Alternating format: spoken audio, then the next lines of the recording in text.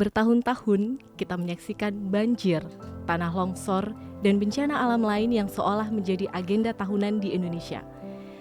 Bencana hidrometeorologis terus berulang, bahkan dengan intensitas yang semakin besar. Pertanyaannya, apakah kerusakan alam ini semata memang karena curah hujan yang ekstrim, atau memang ada persoalan yang lebih struktural terkait cara pengelolaan lingkungan dan ruang hidup kita? Indonesia saat ini sedang berduka. Berbagai wilayah di Indonesia sedang mengalami bencana alam, berbagai macam korban jiwa maupun kerusakan lahan pertanian, tempat wisata, dan banyak lagi kerusakan-kerusakan yang terjadi di Indonesia selama bertahun-tahun. Kami warga Untak Surabaya ikut berduka yang sedalam-dalamnya, dan semoga saudara-saudara kita di berbagai wilayah Indonesia tetap diberikan kekuatan. Isu ini membawa kita pada obrolan yang cukup penting hari ini. Indonesia berada di ambang krisis ekologis, krisis yang bukan hanya soal alam, tetapi juga berkaitan dengan keputusan pembangunan dan tata kelola lingkungan. Halo Sobat Podcast Warta 17 Agustus, kembali lagi bersama Hima. Di kesempatan ini kita akan membahas dan mengupas tentang krisis-krisis ekologis di Indonesia, mulai dari penyebab utama berbagai bencana alam terjadi di Indonesia, kemudian dampaknya bagi masyarakat, dan bagaimana sih sebenarnya upaya mitigasi dan peran perguruan tinggi di Indonesia. Bersama pakar teknik sipil dari Untak Surabaya pagi ini, selamat pagi Bapak Insinyur Bantot Sutriyono MSc. Selamat pagi. Ya, Sampai Bapak ketemu di Warta 17 dalam podcast. Iya, Pak Bantot, ini adalah momen pertama kali ya Pak ya datang ke Warta 17, di mana di podcast kali ini harapannya adalah bisa memberikan edukasi Pak bagi masyarakat tentang pemahaman tentang krisis ekologis di Indonesia, dan juga bagaimana peran kita, baik itu sebagai masyarakat sipil maupun sebagai sivitas akademika. Ya, beberapa hari ini nih Pak, curah hujan cukup tinggi. Berbagai macam daerah mengalami kerusakan akibat dari hujan yang cukup ekstrim gitu ya Pak ya. Menurut Bapak nih bagaimana melihat situasi ini? Kalau kami di teknik sipil yang diajarkan itu adalah eksak sekali, bahwa ini adalah bukan merupakan suatu bencana saja, tetapi ini adalah lebih boleh kita katakan secara tegas, ini adalah suatu kondisi peringatan kegagalan sistem.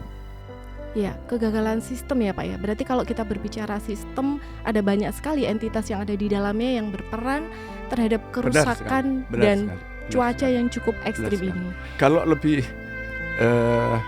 kita jelaskan lagi, ini adalah suatu kondisi di mana krisis ekologi ini adalah kondisi di mana sistem penyaga kehidupan ini, yaitu bumi, sudah tidak mampu lagi untuk merawat dirinya sendiri.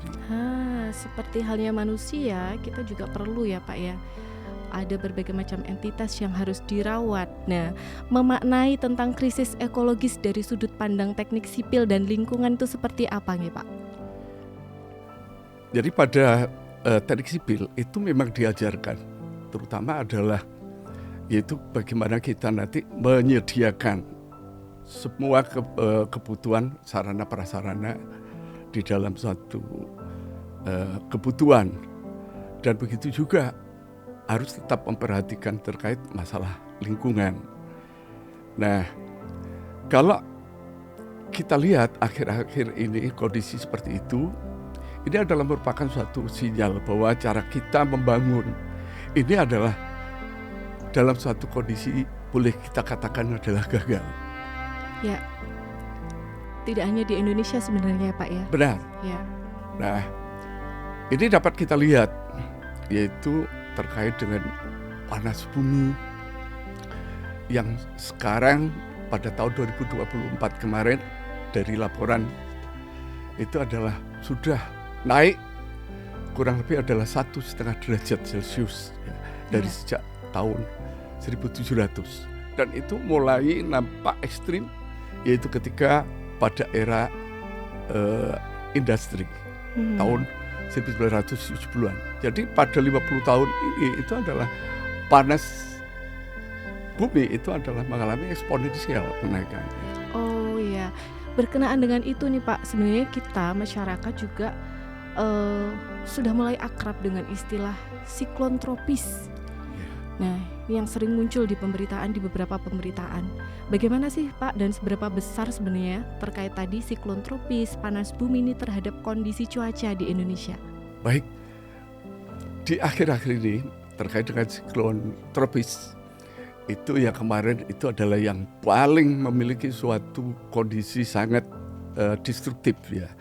Itu adalah siklon yang merambah di daratan, yaitu siklon Sinyar. Ya kemarin itu melanda di Aceh. Oh ya, itu termasuk jenis siklon tropis yang seperti apa Pak yang melanda di Sumatera itu? Jadi siklon tropis yang terjadi yaitu di belahan wilayah selatan. Jadi kita memang di wilayah selatan saat ini adalah matahari itu sedang posisi tepat betul tanggal 22 kemarin itu adalah pada lintang selatan di 23 derajat. Jadi daerah sana adalah panas, maka ini mempengaruhi suatu siklon yang nantinya itu adalah hingga sampai Februari diperkirakan itu akan terjadi siklon-siklon seperti itu. Dan belum habis siklon Sinyar itu di bentangan selatan Pulau Jawa sampai ke Sumatera itu sudah tumbuh, yaitu bibit-bibit siklon, bahkan sudah menjadi siklon seperti 91S, 92S, 93S yang kemarin itu adalah mempengaruhi hujan-hujan dengan intensitas yang cukup ekstrim ya Pak ya. Ekstrim. Iya. Nah, berkaitan dengan siklon tropis di Indonesia yang ada berbagai macam tipe tadi ya Pak ya, ada 90S dan seterusnya, tergantung dari di mana posisinya gitu ya Pak ya. Makanya kita melihat kalau kita sedang melihat dan mengamati matahari terbenam itu kan sekarang mengalami pergeseran ya Pak ya. Iya, betul. Mungkin karena itu ya Pak ya. Di lain itu juga Indonesia kan terletak di daerah Katulistiwa. Ya, nah sebenarnya Pak, melihat dari situasi geografis Indonesia yang cukup bisa dikatakan unik karena berada di garis Katulistiwa dengan berbagai macam siklon tadi yang bahkan bertumbuhan yang menyebabkan iklim kita menjadi sangat tidak menentu. Sebenarnya apakah sudah ada Pak upaya dan komitmen pemerintah ini untuk menghadapi tantangan-tantangan iklim atau climate change yang terjadi? Nah, terkait ini kita harus sudah ikut ya melihat apa sih sebetulnya akar masalah terjadinya suatu peningkatan siklon. Bahkan siklon yang dulu itu adalah tidak pernah melampaui di posisi lintang utara, yaitu di 5 lintang utara maupun 5 lintang selatan. Tapi ini sudah mulai dekat. Berarti ini adalah cara kita untuk melihatnya harusnya adalah global. Jadi apa sih yang menyebabkan alam sekarang itu bisa merubah seperti itu, sehingga terjadi perubahan-perubahan baik intensitas hujan pada saat suatu kondisi ada hujan yang betul-betul sampai melampaui dari 170 mili per jam. Ini adalah luar biasa. Bahkan ada masa-masa betul-betul kering. Nah inilah perlu kita itu melakukan ikut bertanggung jawab terkait perubahan-perubahan ini. Dan perubahan ini sebenarnya adalah salah satunya sejak beberapa puluhan tahun lalu itu adalah diketahui ada andil besar yaitu terkait dengan gas emisi karbon CO2. Nah peningkatannya pada tahun sekarang ini itu adalah sudah mencapai lebih dari 1,5 kali pada tahun 1750. Wow, luar biasa ya Pak, peningkatannya cukup signifikan kalau kita lihat. Dan ini adalah juga sama dengan suhu tadi, yaitu setelah era industri ini mengalami suatu kenaikan. Jadi konsentrasi CO2 sekarang ini sudah mencapai yaitu 420 lebih ppm. Oh. Ya, bahkan di berbagai macam kota akhirnya dibuat untuk alat ukur polusi ya Pak ya. Betul, ya. betul, setuju sekali. Nah, jadi ini akan sangat mengganggu banyak sekali, baik itu adalah pertanian, kemudian perikanan, dan lain sebagainya, bahkan kesehatan kita secara langsung. Iya, benar. Jadi sebenarnya bencana alam itu tidak hanya dilihat dampaknya ketika itu terjadi kerusakan di real time saat ini ya Pak ya. Betul. Padahal sebenarnya dampak dari climate change tadi yang sebagai akar masalah utama yaitu kadar CO2 seperti yang Bapak bilang, Iya. kerusakannya itu bisa menjadi kerusakan yang berkepanjangan dari pertanian, kemudian perikanan yang itu mungkin tidak akan terlihat secara langsung tapi secara tahun ke tahun itu akan terus mengalami Betul. national disaster atau bahkan Betul. kerusakan alam Jadi yang ini kalau sebelum kita melihat yaitu terkait dengan lingkaran setan tadi. ya. Sebelum itu kita ibaratkan ya bumi ini itu adalah seperti rumah. Oke. Kondisi saat ini kalau saya katakan itu adalah atapnya itu sudah bocor. Ya. Bahkan saluran-saluran untuk sanitasi, air bersih maupun air kotor itu sudah banyak yang nyumbat.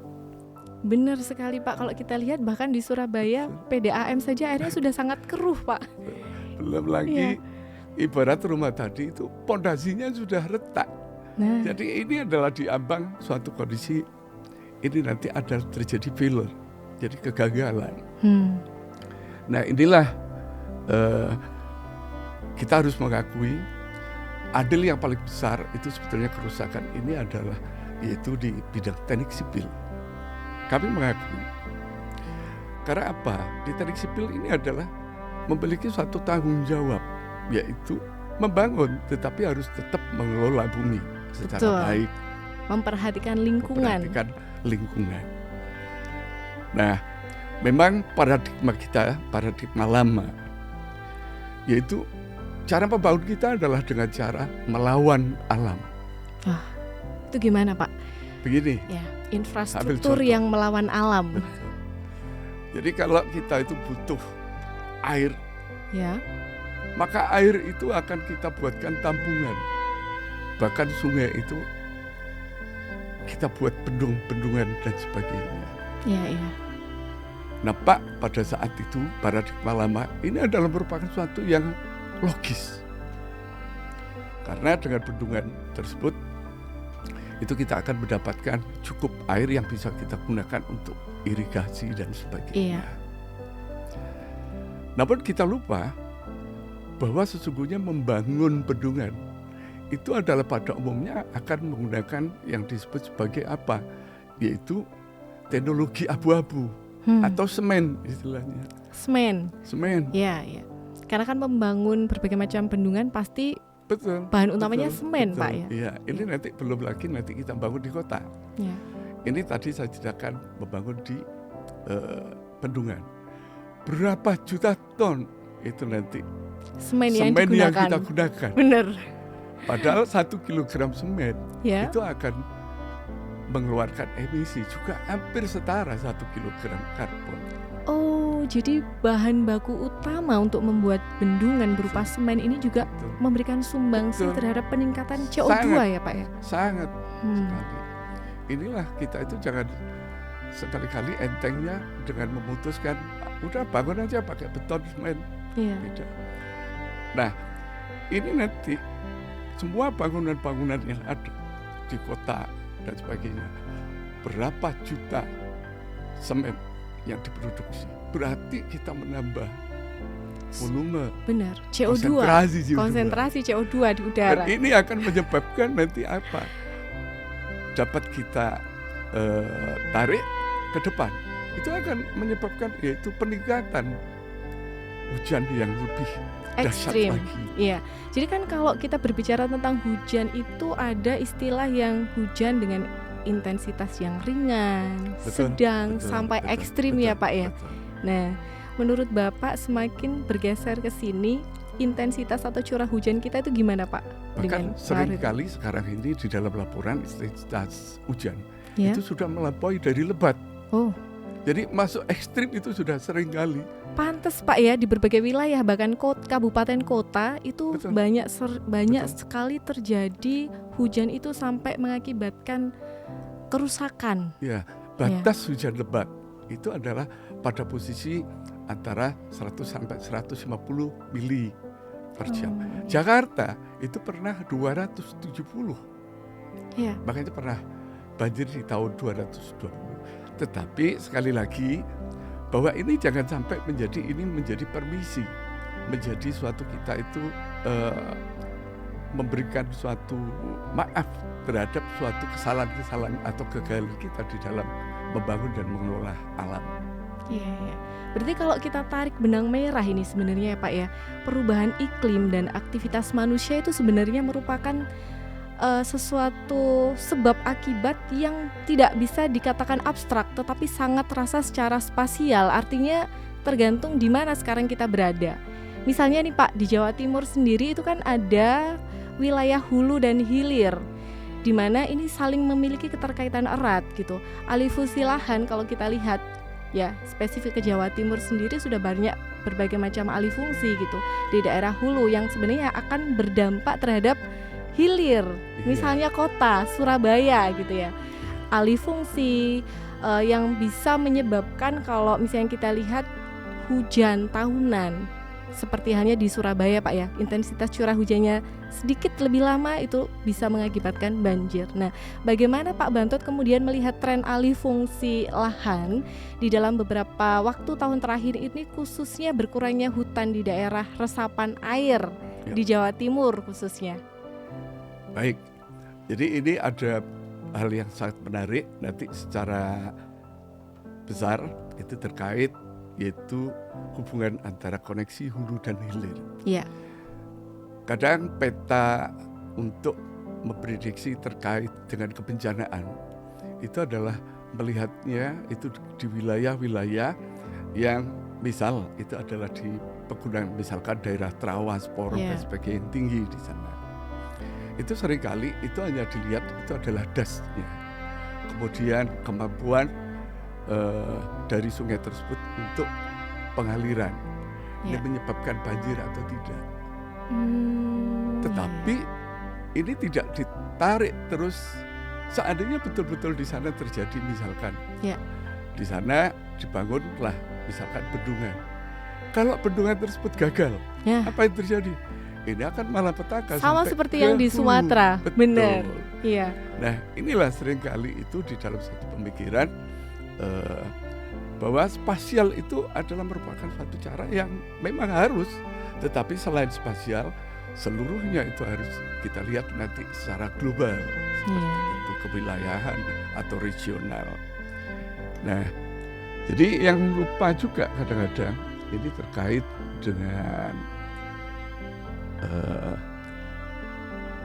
lingkaran setan ya. Ya, yang tadi Bapak sampaikan di awal di awal itu kadang kita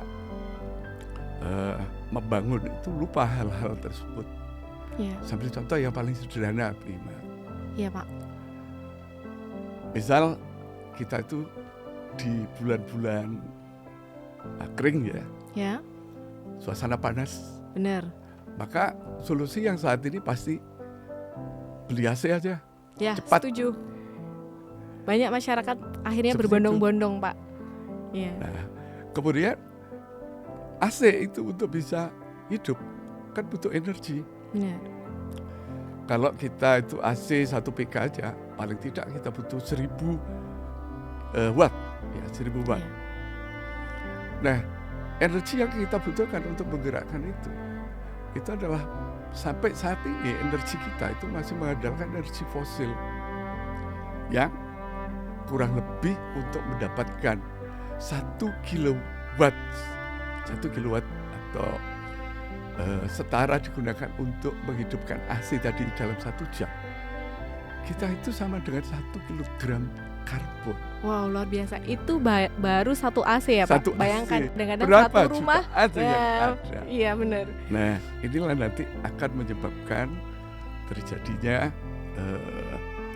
peningkatan juga suhu, tambah panas, malah beli AC lagi, tambah AC lagi, terus inilah lingkaran setan. Sama dengan tadi itu, ini dapat kita pandang. Jadi lingkaran setan ini adalah merupakan suatu spasial juga yang kecil di rumah kita. Nah, untuk mengatasi seperti ini gimana? pertanyaannya apakah tetap kita dengan solusi AC? Ya, Nah, tentu tidak sebenarnya ya Pak ya. Tidak. Nah, solusi apa nih Pak buat kita masyarakat? oke.